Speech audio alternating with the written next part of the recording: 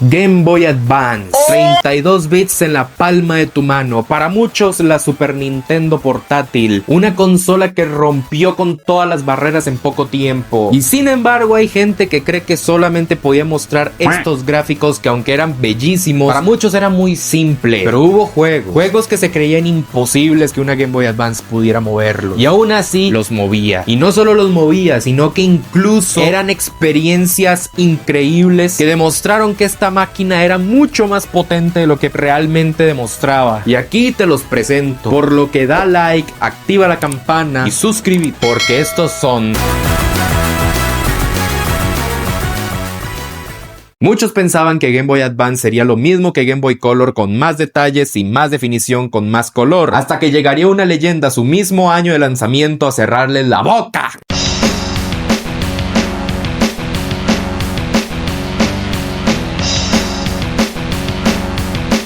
Esta fue la primera vez que vimos Doom en portátiles, y si su versión de Super Nintendo de por sí fue un milagro, para la gente quienes llegaron a conocer esta versión simplemente pensaron que hicieron un hito tecnológico. Nunca se había visto algo así, una leyenda como Doom corriendo en una consola de bolsillo. ¿Y qué lo hacía tan especial? Que lo que ustedes están viendo no es 3D, usa una técnica antigua conocida como el Raycast, en otras palabras 2D que parece 3D. Y si aún no lo entienden, esto les va a quitar todas sus dudas.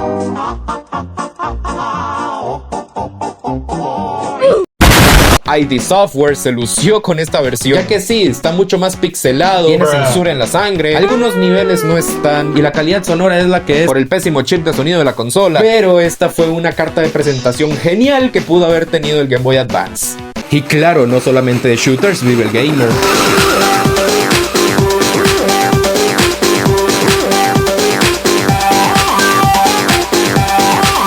Rally 3 fue algo que nadie pensaba que era posible, y no solamente fue posible, sino que rompió con todos los estándares de un juego de carreras para una consola que no podía mover como tal 3D. Porque esto que están viendo sí es 3D puro, aunque son solo los escenarios. Y es que la gente de Belle and Dubé, una legendaria empresa que le sacó el máximo partido de esta consola, fueron quienes desarrollaron esta versión. Porque si ustedes ven esto en comparación a esto, es un boom de diferencia. Y claro, no se le va a comparar jamás a su versión de sobremesa, porque obviamente, pero miren los detalles, miren las texturas, ese pixeleado tan hermoso, que sí, si ustedes lo ven muy de cerca, marea un poco por los píxeles, pero si lo veíamos en una Game Boy Advance real, ahí cambia la cosa. Es increíble lo que lograron con tan poco tiempo, aunque claro, el 3D no es lo único que exprime una consola.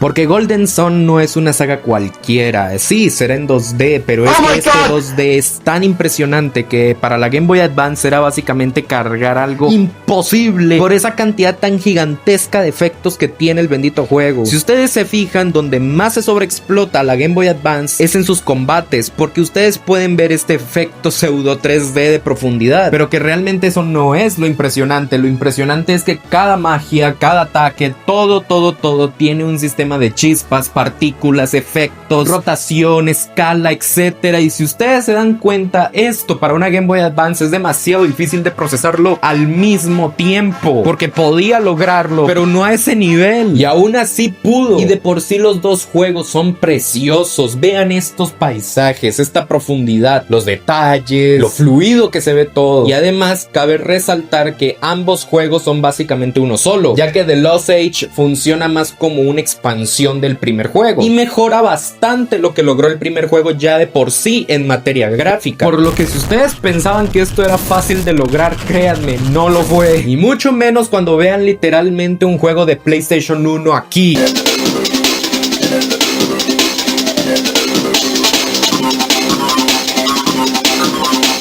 Esto que están viendo, mucha gente pensaba que se trataba de un juego de PlayStation 1 en Game Boy Advance. No estaban muy alejados de la realidad, porque sí recuerda bastante a los primeros años de la Play 1. Sin embargo, Asterix y Obelix XXL es simplemente increíble que esta cosa corra en esta máquina. Pero ¿quiénes fueron sus creadores? Belle and Dubé, claramente. Solo ellos iban a poder lograr que estos escenarios se vieran de esta calidad. Algo comprimidos, claramente, pero era porque la Game Boy Advance simplemente ya no daba más. Todos los personajes están en 2D, pero tienen tantos cuadros de animación que es increíble que a veces usted piensa que se tratan de verdaderos personajes en 3D. Está bastante completo este juego, no es tan corto como ustedes creen, pero claro, bonitos gráficos no significa siempre buena jugabilidad, porque estamos hablando que es un entorno 3D donde tenemos que jugar con una cruceta. Si lo comparamos de tú a tú con su versión original, es un hecho que esto flaquea demasiado, y sobre todo porque no siempre el efecto 3D funciona muy bien. Pero me van a negar que esto no es impresionante. Estos mundos en 3D súper detallados, personajes enormes con rotación, escala, texturas de buena calidad, que se tenía que jugar en una consolita que se veía así y que, repito, la gente pensaba que solo podía mostrar estos gráficos. Y lo más raro de todo es que este es un juego licenciado. Normalmente nadie piensa en trabajos hechos con amor cuando se trata de juegos licenciados, menos los que salieron para Game Boy Advance. Y aunque objetivamente es el juego que más exprime a la Game Boy Advance, realmente hay uno que destaca muchísimo más.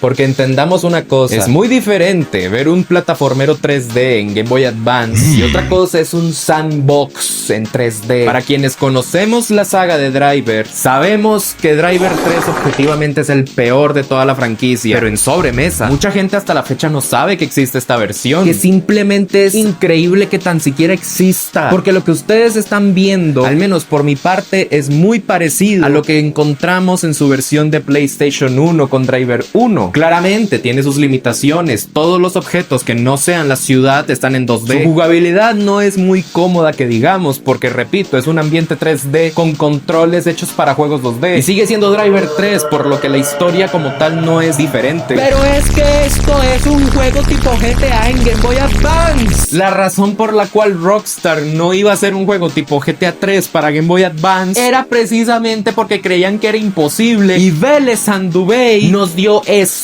Es como si Driver hubiera vuelto para decirle a GTA quién es su padre, al menos en portátiles. Y como pueden ver, utiliza exactamente la misma técnica que Asterix y Obelix, ya que los mundos en 3D, como claramente la Game Boy Advance no tiene un sistema de profundidad, las texturas llegan a quebrarse bastante y tiene una distancia de dibujado muy corta, pero es porque simplemente la Game Boy no podía más, porque todo este mapa está muy completo, muy vivo, hay una buena variedad de NPCs, una buena variedad de coches, y además de que tenemos la libertad de explorar todo esto como queramos. Y por esas razones que Driver 3 es el juego que más exprime a la Game Boy Advance. ¿Cuál juego crees que es el que más exprime a la Game Boy Advance? ¿Quieres que hable de otra consola? ¿O quieres una segunda parte de esto? Déjalo en los comentarios, porque yo los veo luego. Chao.